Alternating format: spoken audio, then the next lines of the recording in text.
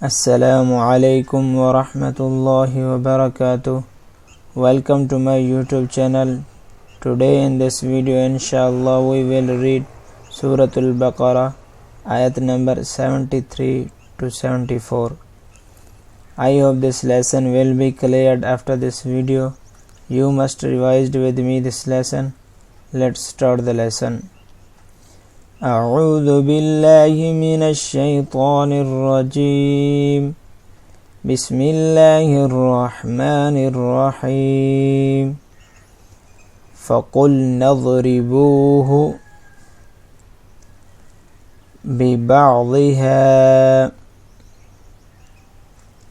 كذلك يحيي الله الموتى ويريكم آياته لعلكم تعقلون ثم قست قلوبكم من بعد ذلك فهي كالحجارة أو أشد قسوة وإن من الحجارة لما يتفجر منه الأنهار وإن منها لما يشقق فيخرج منه الماء وإن منها لما يهبط من خشية الله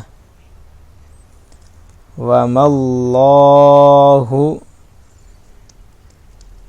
بغافل عما تعملون فقلنا اضربوه ببعضها كذلك يحيي الله الموتى ويريكم آياته لعلكم تعقلون ثم قست قلوبكم من بعد ذلك فهي كالحجارة أو أشد قسوة وإن من الحجارة لما يتفجر منه الأنهار وإن منها لما يشقق فيخرج منه الماء وإن منها لما يهبط من خشية الله وما الله بغافل عما تعملون.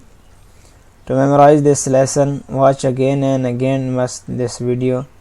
It's enough for today. Take care yourself. Thanks for watching. Allah Hafiz.